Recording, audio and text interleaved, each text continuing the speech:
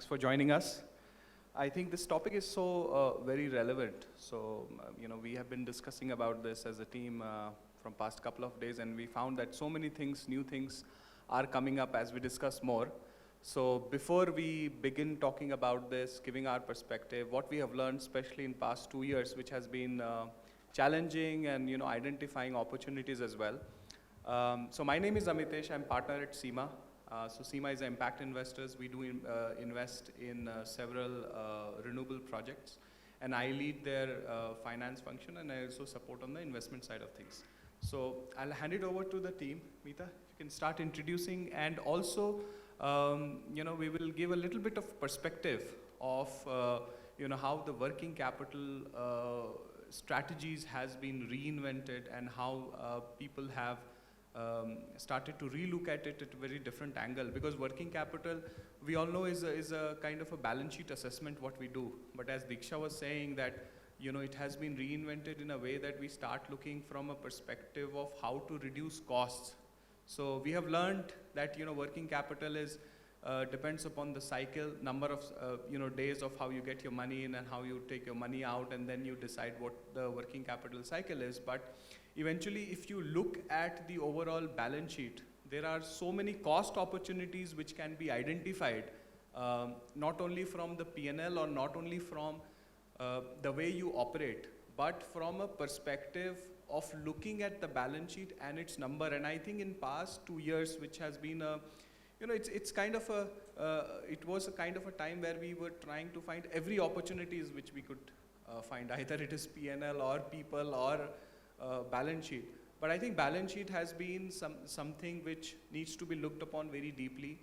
Now, various things which are being adapted as an organization, be it automation, be it digitization, not only from the finance functions perspective, because working capital goes beyond finance. You have to look at how you're doing operations.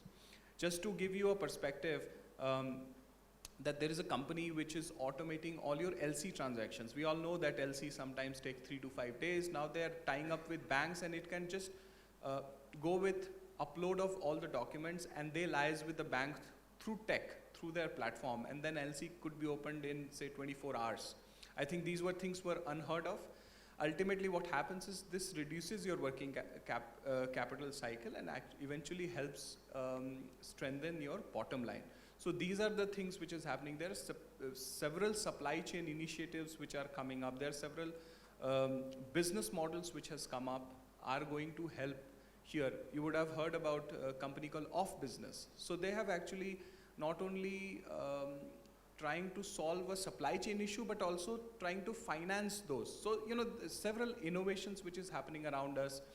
And as Partha sir said, that it's not only about how you are doing business, and startups have become so very much important, not only for the whole economy, but for the large corporates also, because they are also trying to redefine themselves and learning from these startups.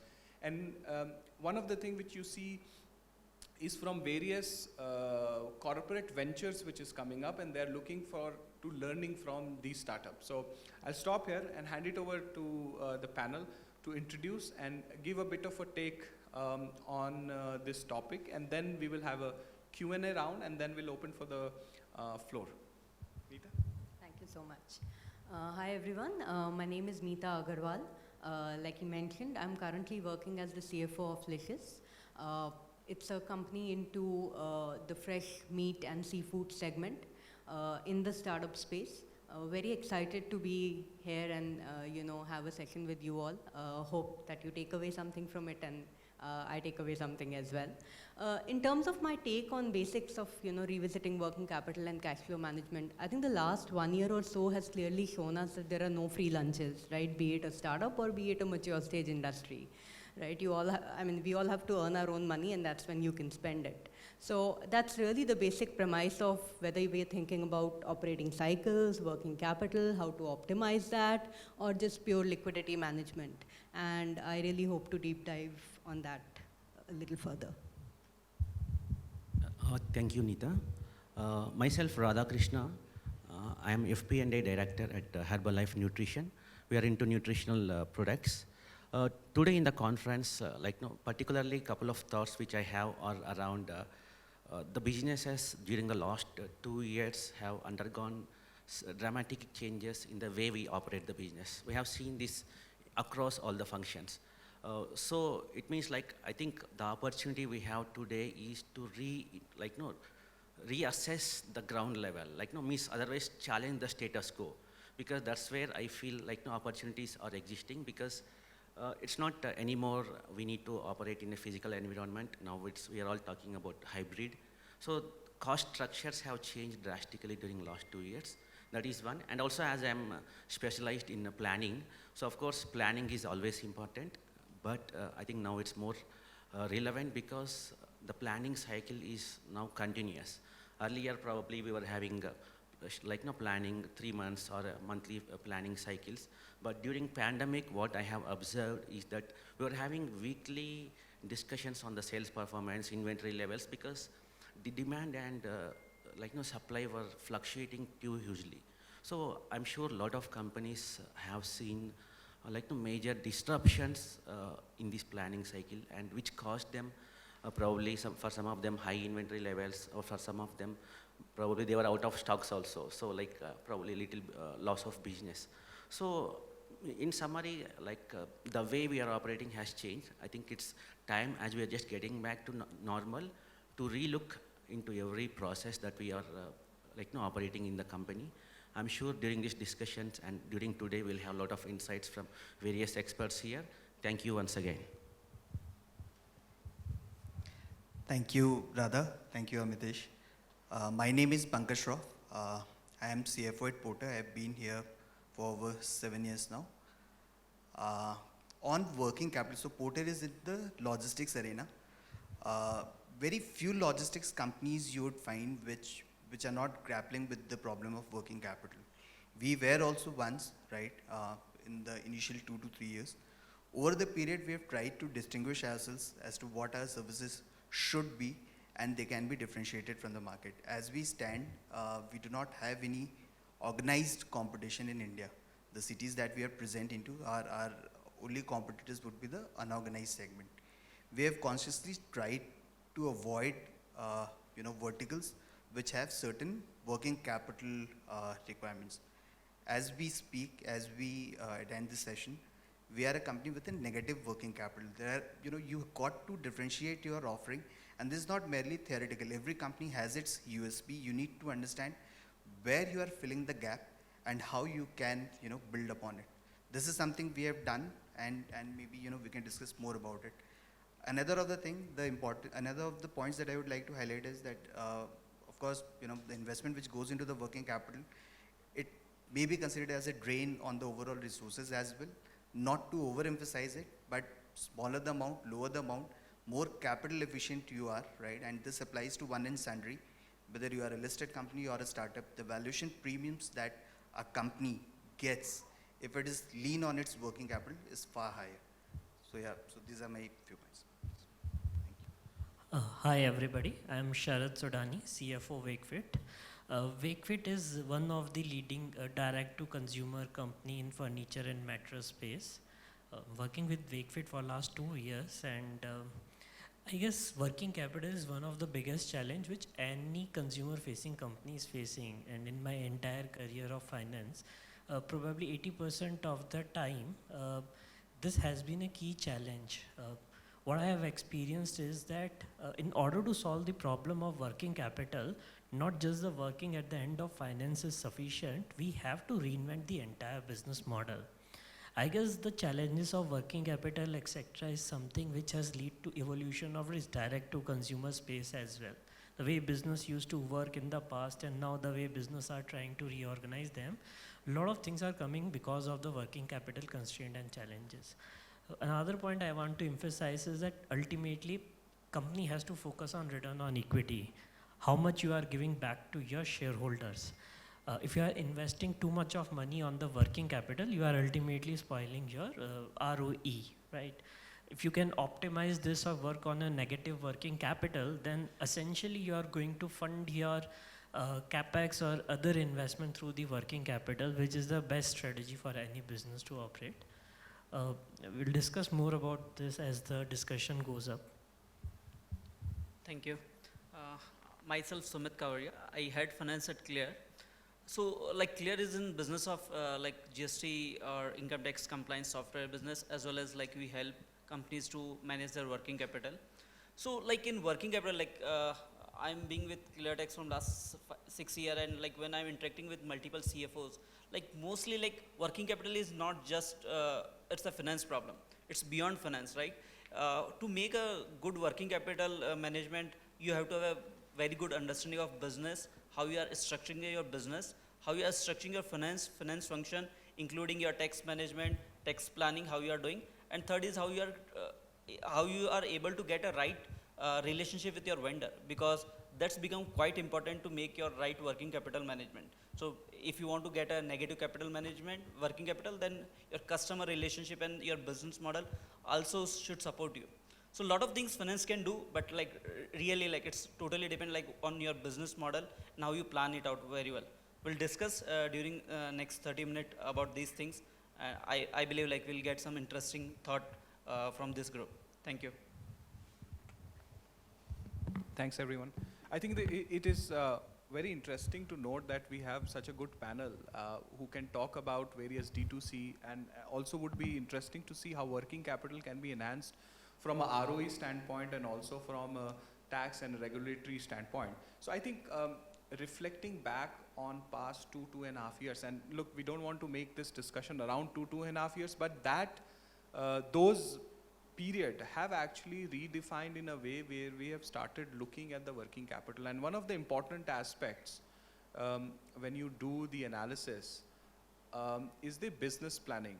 And we have all seen that, you know, all the business planning which you have done for 2020, 2021 and 22, things have changed, consumer perception and needs have changed, be it any industry you take, be it F&B, be it you know, IT, be it travel, be it anything which you can correlate to. Overall, the customer demands, perceptions have changed, which leads to, you know, it actually derails your planning because you were thinking something else and the market is thinking or doing something else. Now, my first question to the panel would be, in this ever-changing world, in this dynamic world where things happen which you cannot plan, and that's going to be, and this was not the first pandemic which we have seen, or not the uncertain circumstance which we have seen. Things happens in past. We all know 2008 Lehman Brothers, then we know the Great Recession, then we know the IT bubble in 99, 2000. So there have been several instances which has led to situations like this. So how, as finance leader, do we define our business planning and forecasting especially to ensure that we have a better managed working capital? So any takes on that? Yeah, thank you. As I said, like during the last 2 years particularly, which it's fresh in our minds, what we have seen is that the regular forecasting process that we used to have, it was no more relevant. We had to switch to probably bi-weekly forecast.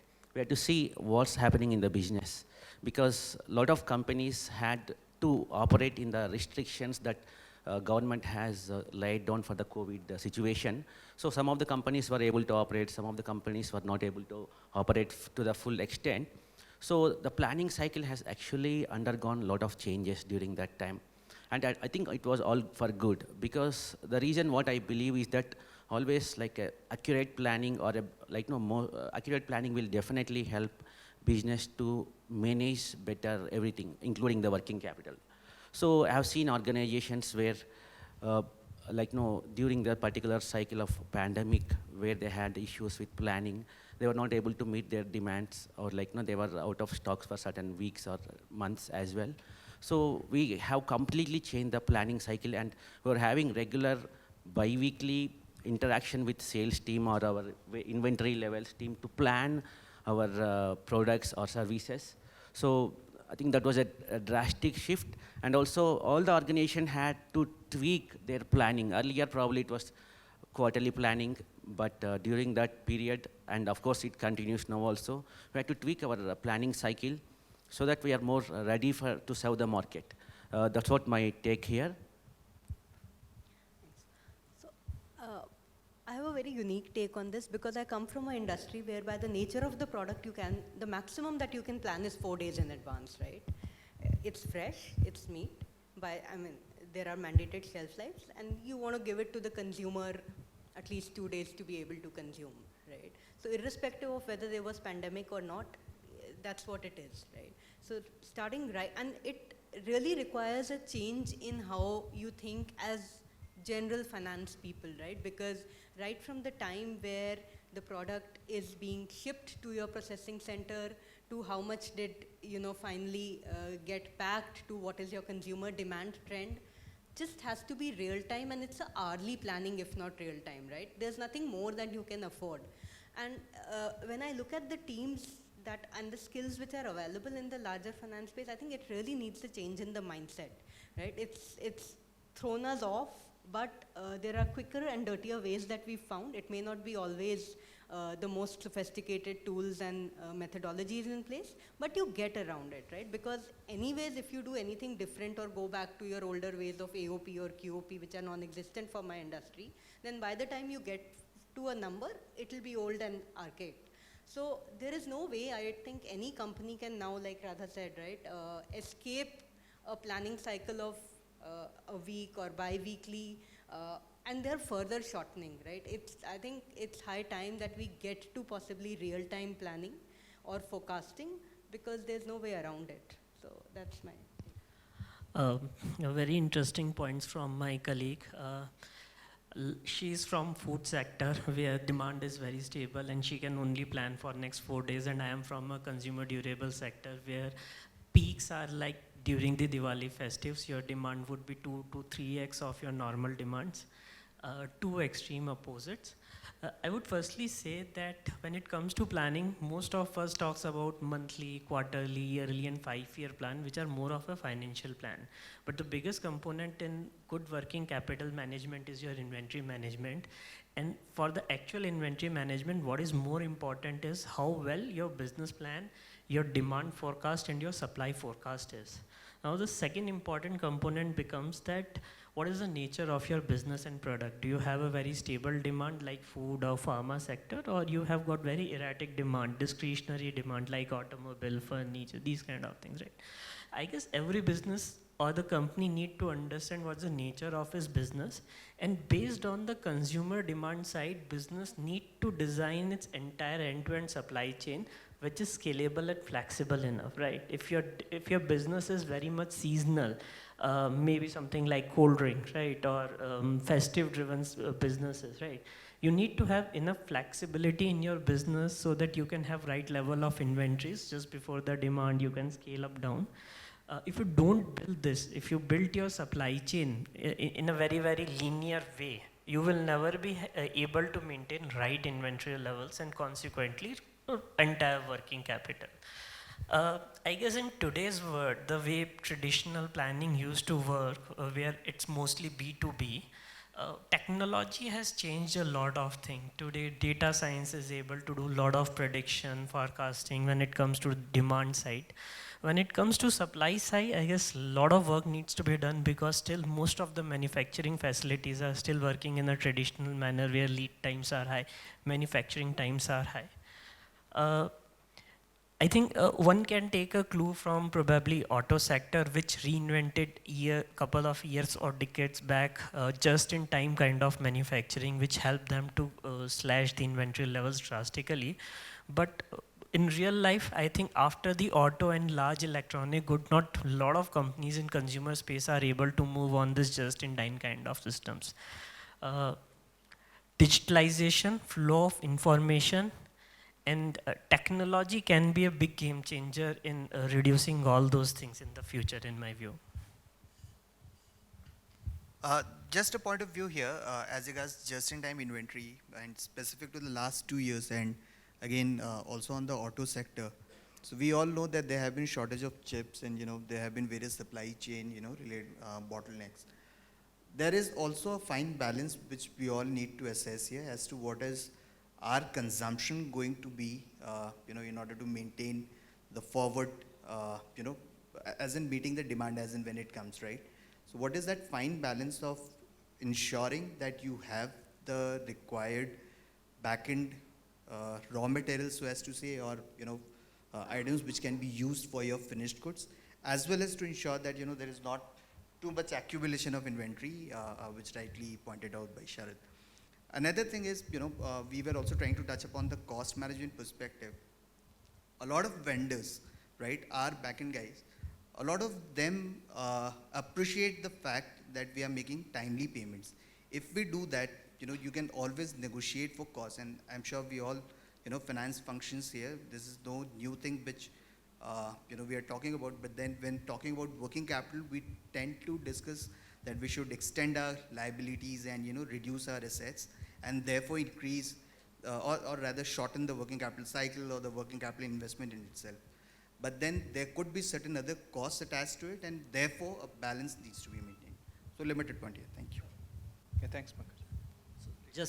Just to add one more point, like Mr. Shroff told, like, see, these days, like, a lot of innovative way came to get a funding or financing for your vendor even. So like one way to manage your working capital, you have a better credit period from your vendor. But same time, like, vendor need cash, right? If he goes in market and get that from banks or any other NBFC, he needs to spend 12% to 18%.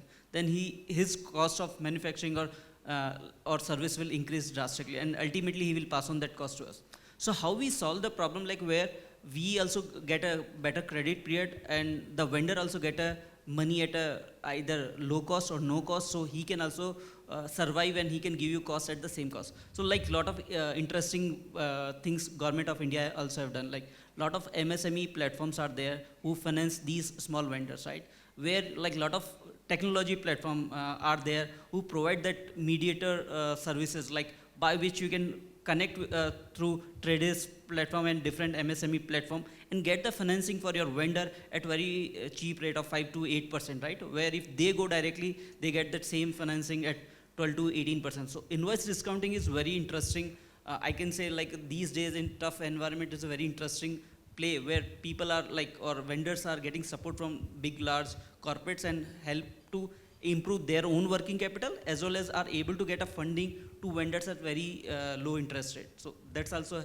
helps both the way to business as well as vendor.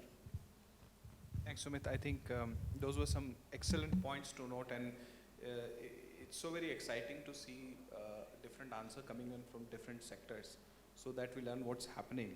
Now this, Sumit, I'll come back to you with this question because it's very relevant for us to know that how you guys are thinking, because you are into a taxation and regulatory environment. So what steps or what innovation a company can do from an angle to increase or enhance its working capital from a taxation perspective? Great. So, like as most of you guys must be aware, like a taxation became a big headache for every CFO or every financer. Like lot of working capital is getting stuck due to whether it's input tax credit on the indirect tax side, or like your I can say TDS on your 26 years, lying lot of TDS refunds in your books of accounts. So both the place, like just I will take first on the direct tax side. Like many companies like who understand like they are continuous in the loss or their margin are quite low. I believe like many companies still not opt for a lower TDS certificate. And like few suggestions, like we have made a representation, we have made to the Government of India also, where we say, hey, if companies track record shows like the margin is like very low, why not you make a rule, hey, instead of like whatever the tax rate is applicable, the TDS for those kind of a companies will be 25% of the applicable rate. So because applying for a TDS, lower TDS certificate is a one process, but like there you have to give the 10 number of your customers, and in future you have to do business with a new customer, then the usefulness of that provision itself doesn't come in picture. So that's the dichotomy. Like if you are a regular customer with whom you are dealing, you can go for lower TDS certificate. Many of companies still not use that facility, and they just like land up by lot of TDS reduction. And now you guys understand, like even the goods have a TDS provisions now. So till now, like mostly services were come under the TDS provision. Now goods also coming under TDS provision if you are dealing above 50 lakh transactions with the vendors or customers. So there are a lot of things are happening, and government wants to like evade the tax. All the provisions want to bring whichever required to ensure like all the tax compliances are been done, and government can track all the transactions. That's the ultimate aim of a government.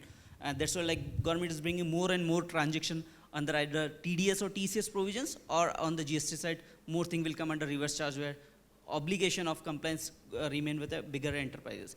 On the indirect tax side, like mainly like ITC is the biggest headache for most of the companies, right? Because like 18% is the most of the goods tax rate, where big input tax credit get just accumulated with the companies. So many companies like what the good practices now they are following. First, they are moving to a real-time compliance. So till now, most of the companies used to do the post-mortem of compliance. Hey, let's non-compliance happen, a vendor not file the return, then do a follow-up, and then ask for the credit. And now government, as everyone you are aware, like 2B, unless until you get an input tax credit in 2B, you can't claim it. Ultimately, you have to pay from your pocket, then follow up with the vendor. Hey, you file your return, then I will get the credit. The real-time compliances can help vendors as well as the enterprises to ensure like they are getting the credit. And very frankly, like when I personally interacted with a lot of vendors, small SMEs, they don't want to be non-compliant. They don't understand the compliance, or like they give a lot of work to their CA partner or tax compliance partner to do that, or either they miss it because they are just busy in the business, right?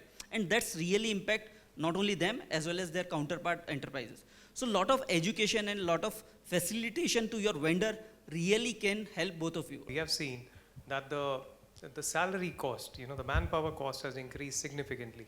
One, in trying to retain the existing talent, and second, there has been huge attrition. So any thoughts from the panel in terms of how can we manage, optimize our payroll cost, specifically in context of the IT space, without ruffling too many furthers, because our human assets are, we are an IT company, and they are the key and the primary asset for us. So any thoughts on that? That will be helpful. So I'll quickly take on that, going back to my LinkedIn days where, human resource was the biggest element of the business. So look, I think there is no like a cookie cutter model where you do this and you will get the result. I think inclusiveness is a thing which you can create amongst your employees to make sure they feel they're part of the growth.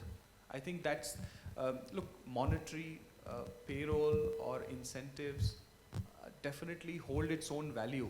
But I think creating that inclusiveness within the employees brings a lot of value to the organization and as a whole. And I think there are various ways you can do it, making them part of some of the projects, making them lead some of the things they can. And of course, it drills down to the, to the bottom of the pyramid, like, the fresher. So you have to create that element right from somebody who's getting into the organization all the way up to the senior management level, that you're creating that inclusiveness, making them part of the whole growth which you are trying to achieve. So I think that has helped us a lot, and that has helped us in past also. And as I said, this is like, there's no science behind it. This is more like an art, where you learn people what they want and try to, and I think any investment in human element is a good investment. And you can never over-invest in that part of the thing. And I think this mindset is changing. A lot of change. We have seen that in the biggest of the biggest IT industries. I don't want to name them, but we know that, how conservative they were and how aggressive they are. So I think that change has to happen, and it can happen from, and it has to come from the top and drilling down all the way to the fresher. Yeah, I would like to add one more thing here. It's about training and development. I think it's all more like, it's more important now that corporates also invest for training or reskilling their employees, be whichever teams or departments they are. Because definitely we know based on the past studies, it is much better for a company to retain the existing employee than to recruit new one. So definitely this is going to be the basically the long-term vision for any company, and means companies have to invest in the training and development. And second thing is recognition. So I think now everybody those who perform or those who do certain projects, they want to get recognized, and when they get recognized at that required forums, their morals or employee motivation levels improves. So like as Amit said, these are all like probably non-monetary things, but I know that a lot of HR teams are looking into these aspects as well as part of the talent retention and development. So the screen is saying 0. Diksha is staring at us. And I'll let Meeta answer this and probably take one more question. I have a slightly tangential point of view here, right? Especially for the space that you mentioned. It's largely manned by the Gen Zs, right? Who want instant gratification, who want flexibility. And I think the idea on this particular item of investment rather than cost is to maximize on the productivity end rather than try and minimize on the cost, right? If flexible models is what they want, why not give it to them, right? There is a core of work. Say, for example, if I take the Licious example, right? My website or the user interface or UX development is never something that we would, have a partial on-roll worker work on, resource work on. But there are things that can be done, right? So those who want that flexibility, let's give it to them and develop that ecosystem around what people want. Because when they want that, you will be able to optimize for cost as well as maximize productivity. And especially in the IT space, right, or your technology teams, that becomes super important. Okay, one last question. Thank you. Thank you. Hi, I'm Shuman from GSK. Very insightful discussion. Absolutely appreciate. My question is slightly different, but related to working capital. How do you handle the compliance piece associated to your working capital partners? For example, money laundering risk when you are holding negative working capital, or when you are moving your goods cross country. How are you handling your anti-bribery risk? Things like that. Or maybe know your business partner, whether you're the vendor or the customer you're dealing with is the right person you want to deal with, or right organization you want to deal with. I'm looking at a little bigger stature. I mean, probably 50,000 warehouses in 182 countries, but I'll take a stab at it. I think this is a larger or a more in principle alignment of the org itself, right? And I don't think when it comes to compliance, you should look at working capital, right? That's being penny wise, pound foolish, right? Invest ahead of the curve. Yeah. There is no shortcut to doing a due diligence of every partner you transact with, right? Because once you do that right ahead of the curve, working capital, will be a more operational discussion, but the sleep at night or the peace at night for the larger organization, I think, is super important. So I would say that is the first investment, and there are no shortcuts to it, right? You have to invest there, find the right partners who will support you and collaborate on compliance, and rest assured, I think their assurance and peace is much more important. can't agree more. Do you see a scope of digitization there? For sure, absolutely, right? Gone are the days when you would go to a partner, ask him to fill a vendor onboarding form, give you 3 years of financial statements, right? Digitization is the way to go for anything, because the backend data itself, right? Any sort of information set is becoming digital. So digitization, and it's not a peril. I think it's only an advantage, because it shortens the cycle of that compliance, timeline. So whereas earlier, if you could do a vendor onboarding, say in 2 days, 7 days, he will send PAN ka copy, TAN ka copy, GST, this, that. That's like, you tell him 2 days in advance, it'll be on your email. So definitely. To to add to Meeta on the digitalization part, today for a lot of kind verifications like your PAN verification or GSTN verification, etc., online APIs are available. Multiple tech startups who are providing those APIs, you can integrate them with your ERP so that every time when you are processing an invoice or you are registering a vendor, you can have an API call and check whether the vendor is active or not, or it's a defaulter, right? When you are processing your invoice, system can make an API call and check whether the last invoices is filed in GSTR1 or not.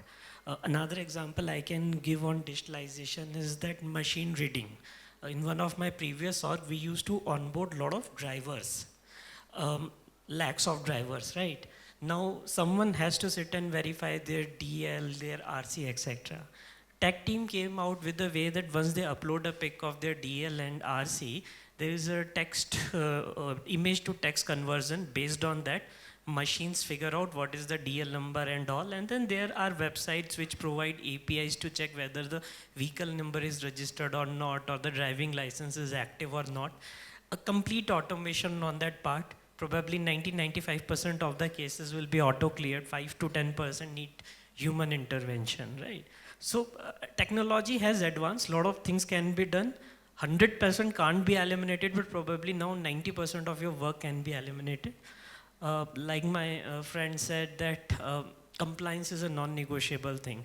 I guess if we invest time in getting the right kind of vendor, then the scope for future disruption in supply chain would be far less. If we end up onboarding wrong vendors, wrong partners working with us, you never know when he ditch you and leave you high and dry. And probably there might be a startup looking at the blockchain technology, creating a general ledger where you do the KYC and every other company could pick up that KYC from there.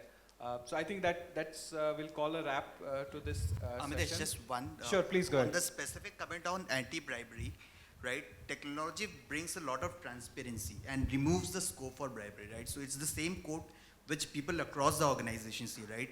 My manager, my subordinate, field level employee, everyone sees the same code, and therefore no bribery, opportunity exists. Thanks, Pankaj, that was insightful. So thanks a lot for the panel here, and thanks Diksha and NETNEX for having this interesting. It's always good to see people in person. We have started to doing all these conferences, so it's a very happy feeling to see the faces. Thank you.